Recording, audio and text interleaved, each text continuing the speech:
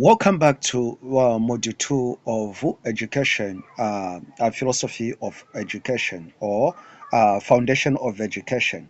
We continue looking at Philosophy of Education.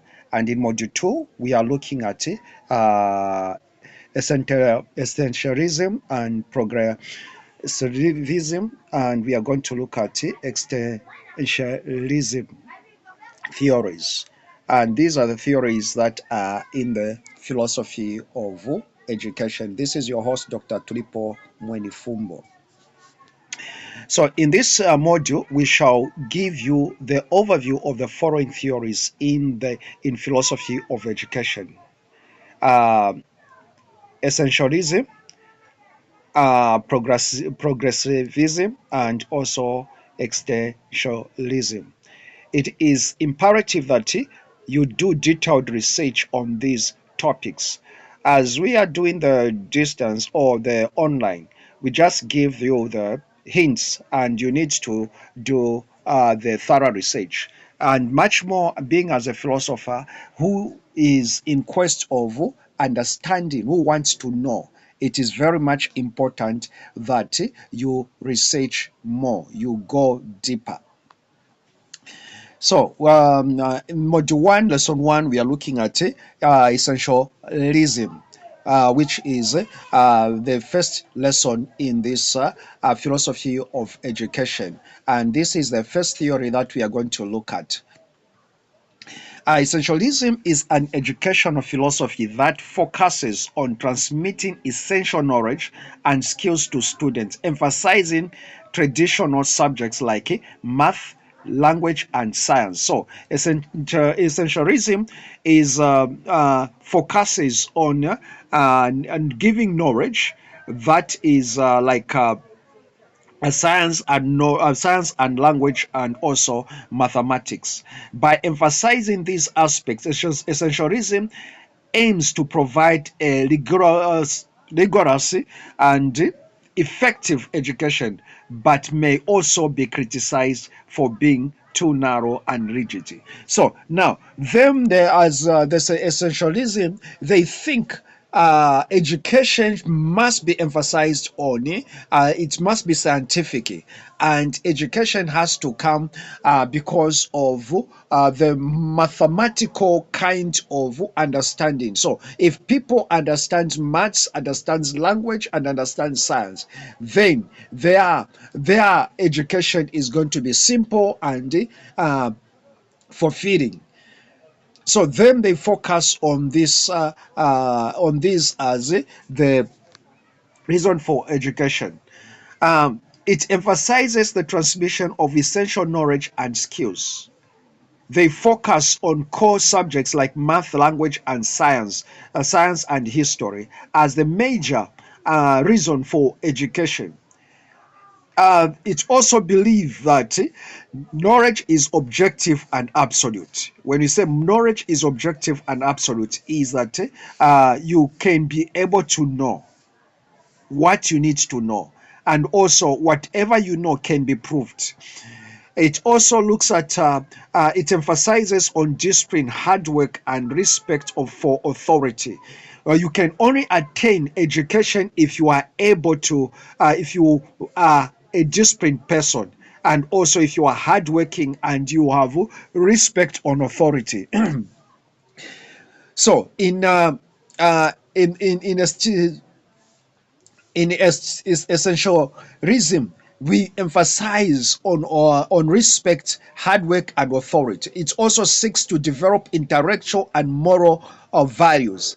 It's out of discipline that's where the morals are developed, and that is where now you can be able to be intellectual. You should be able to know because of the discipline. So you must be a person that is able to find out the answers to the questions, and you must be a person who understands the language. So if you understand the language, then you'll be able to attain intellectual virtues. Then it prepares students for citizenship and workforces. So it also helps the students to be able to cope up and to be good citizens and to be good workers.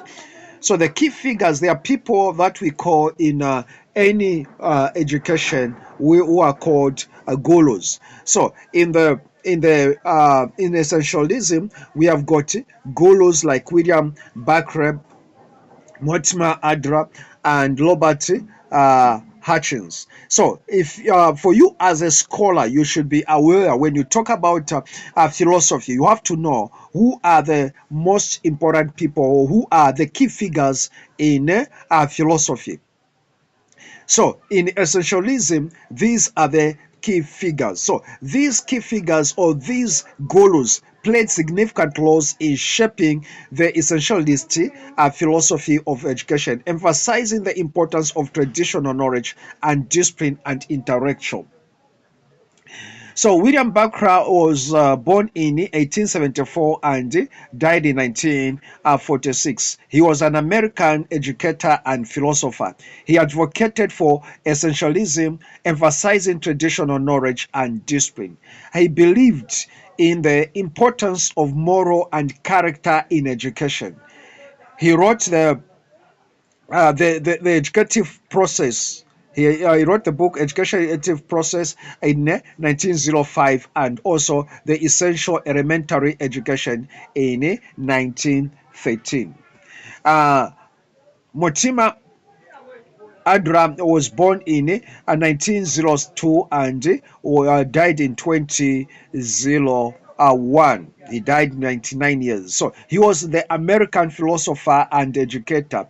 He championed essentialism, focusing on the development of intellectual virtues. He also advocated for a classical education, emphasizing the study of great books and ideas. So he says, as you have to be disciplined as a philosopher to be able to research and lead a lot of books. He co-founded the Great Books program and wrote How to Lead a Book. So his emphasis was on disciplining yourself as an educator in studying a lot of books. So that's why he founded Great Books program and wrote How to Lead a Book in 1940. Then we have got Robert Hutchins. Robert Hutchins was born in 1899 and died in 1877. He was an American educator as well and philosopher. He supported essentialism, emphasizing the importance of liberal education. He advocated for a curriculum focused on the classics and great books. He served as president of the University of Chicago and wrote The Higher Learning in America in 1936. So when you look at him, his emphasis was on liberal education, the importance of the curriculum involving writing books, or the curriculum involving there is what is called book research, mostly in assignments. So he wants his advocacy was that in every curriculum or in every course, students or learners must be able to read some books. They must be able to give what is called book reports. What are the strengths of essentialism? Essentialism has clear and structured approach. Essentialism provides a well-defined and organized approach to education, which can be defined for students and teachers. It also emphasizes on core education and skills. Essentialism ensures that students acquire a solid foundation in essential subjects like math, language, and science. So, in its emphasis, they say you cannot understand other education. You cannot know anything in education if you don't have the foundation of maths, language, and science. That's why we find that these becomes the core, the backbone in education. At school, we learn, even if you don't want to be a mathematician, you don't want to be to do a course which has nothing to do with science, which has nothing to do with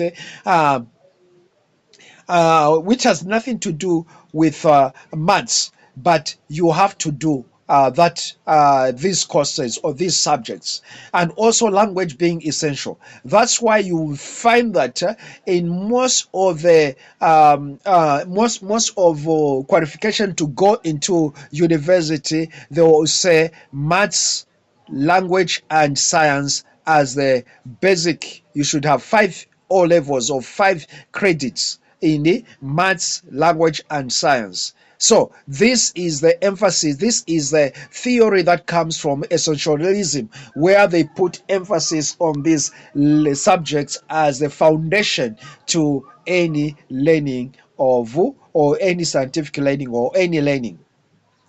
So it's the preparation for traditional careers and civic laws. So you should have these foundations like math, science, and language. You should understand the language for you to in any civic career, in any career that you want to get in. Essentialism prepares students for traditional careers and civic responsibility, providing a sense of stability and continuity. It being emphasis on discipline, it makes it emphasizes that by training students in discipline and also in the mathematics, language, and science, it can be able to provide, it can be able to make good citizenship, good people that are going to get a career in leadership, in politics, and in other things. So that's why they emphasize on discipline and hard work. So essentialism emphasizes the importance of discipline, hard work, and respect for authority, which can help students develop good study habits and a strong work ethic. So it also focuses on development of intellectual and moral virtues, which is essentialism aims to develop intellectual and moral virtues such as critical thinking, wisdom, and character, which are essential for personal growth and responsible citizenship.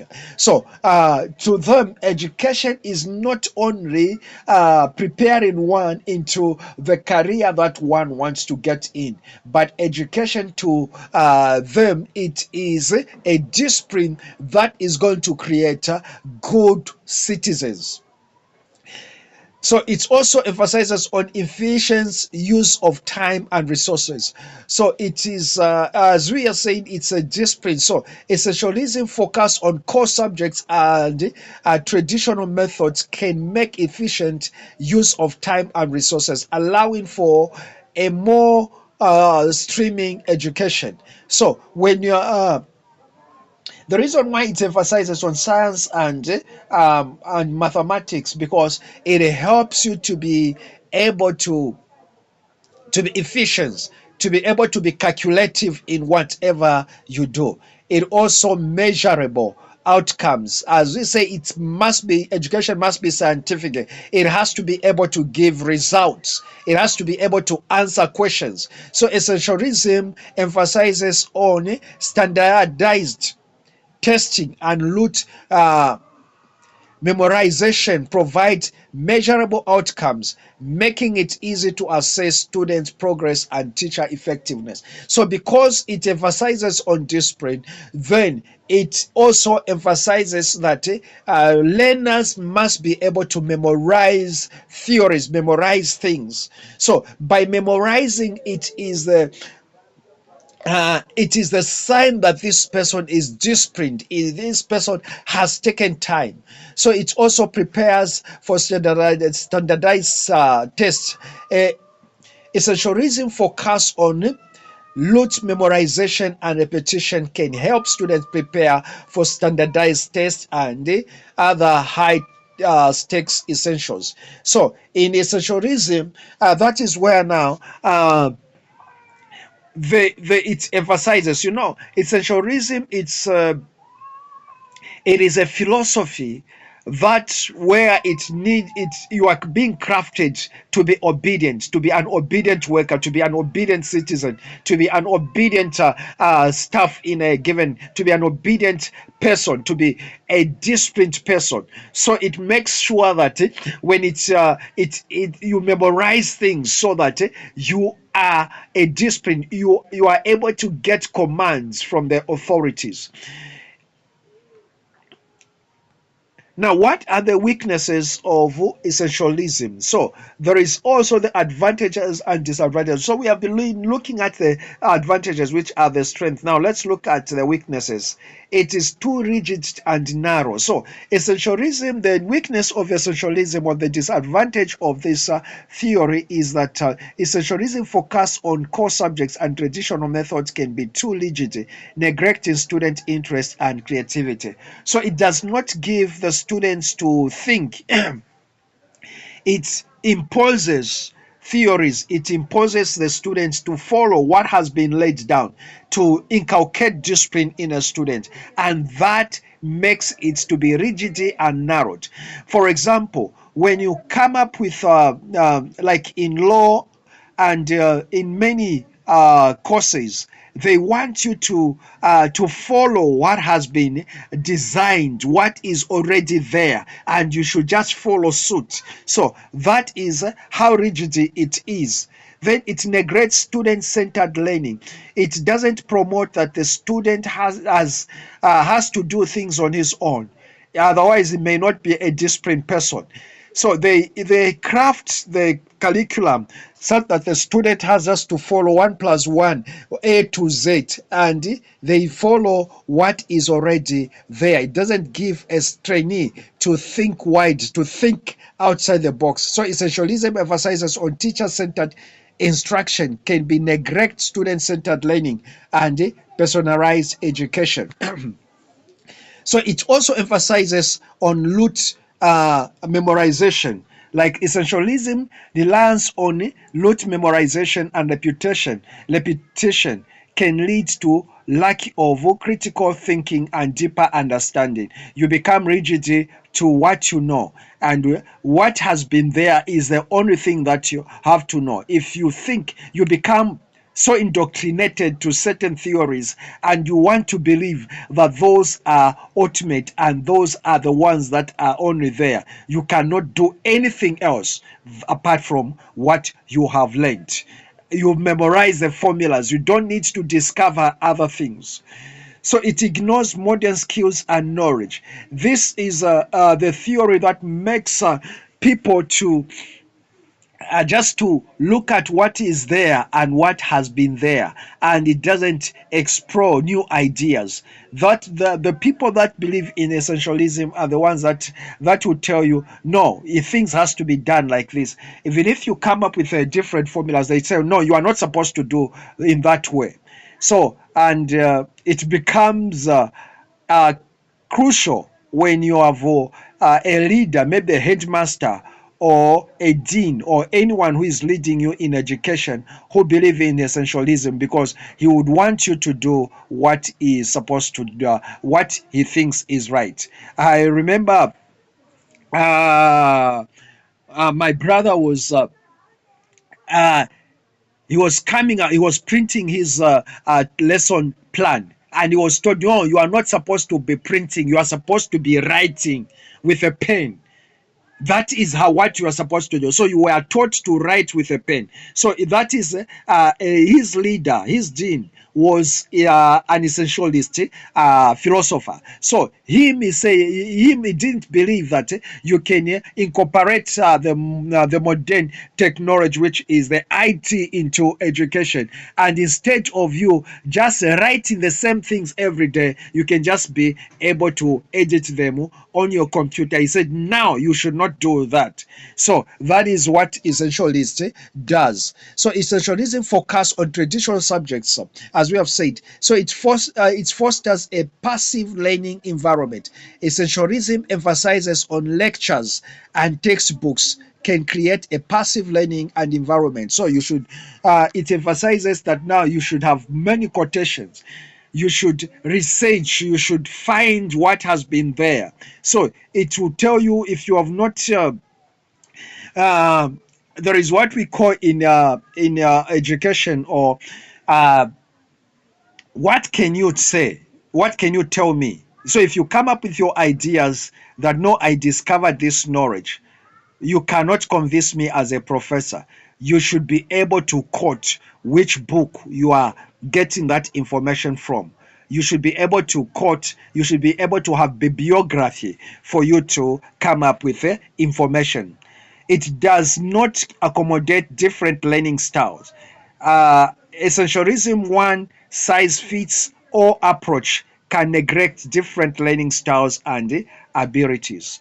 So it can be an authoritarian. It's more dictatorial. If it is a government, we are saying it is a dictatorship kind of government.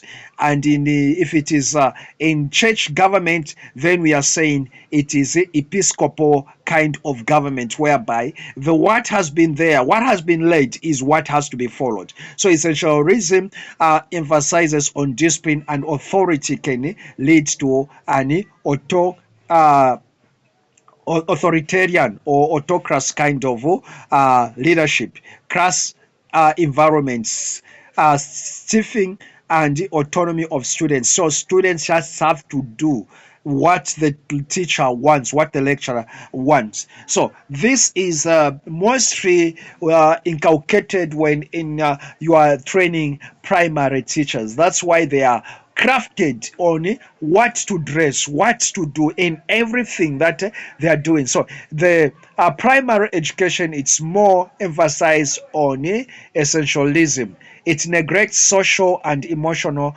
learning. Essentialism focus on academic subjects can neglect social and emotional learning, such as empathy and self-awareness and a relationship. So it being and authoritative, so it is focused, so you are not you don't do anything you of your own, you just have to follow. It can lead a teacher to burnout because you are not being yourself, you just have to follow the routines. So if it can make you to burn out as a teacher, as a lecturer, as a trainer. Essentialism emphasizes on standardized testing and curriculum. Requirements can lead to teacher burnout and demotivation. You are just doing the same things, the same things. You develop burnout and you become stressed because you are fed up. A mind is made to discover new things. So it fails to prepare students for a changing world. Essentialism focuses on traditional knowledge. What does it emphasizes? The emphasis, as we say, this is on core subjects, and it's a discipline and hard work, then standardized education, teacher-centered instruction, traditional methods, academic achievements, preparation for citizenship and workforce, moral and character education, and structured learning environment, and efficient use of time and resources. So this is the summary of what education uh, essential reason works on. So it is number one, it focuses on core subject, discipline and hard work, standardized testing, teacher centered, and all those things. So now, essentialism impact on education. Essentialism can have both positive and negative impact on student learning. The overall essentialism impact on student learning depends on the specific implementation and balance with other education approaches. So the positive impact is that it has clear expectations. As a teacher, as a learner, you know what you at the end of the training, what you are supposed to get. So if essentialism provides clear expectations and a structured learning environment which can help students feel secure and focused. You are able to determine and to discern what will come on the exam. Then foundational knowledge. Essentialism emphasizes on core subjects, can provide students with a solid foundation is in essential knowledge. As we say that the essentialism is mostly used in basic education from grade 1 to grade 12 and especially on primary education. So we use this one so that a child is developed as a disciplined citizen. So, discipline and work ethics, essentialism emphasizes on discipline and hard work can help students develop a strong work ethic and discipline. So, it's also special preparation for standardized tests. Essentialism focuses on standardized tests and can prepare students for high stakes assessments, assignments. So it makes a trainee when he graduates maybe from the university to be able to listen to the authorities. Negative impact, limited creativity. It makes you to be limited. You just have to follow what your the authorities are telling you. Neglect of individual needs. Passive learning. Stress and burnout. We have talked about this. Narrow curriculum, lack of autonomy, inequitable learning opportunities. So that is what we would discover about essentialism. So essentialism, it is more of authoritative kind of training or learning, which just emphasizes that learners must be able to learners must follow what the lecturer or what the teacher wants them to do. So, thank you so much. That is essentialism. This is your host Tulipo Fumbo, and I would like once again you must be able to like this video and I believe research more. As a philosopher, your duty is to know more and much. Thank you so much. God bless you.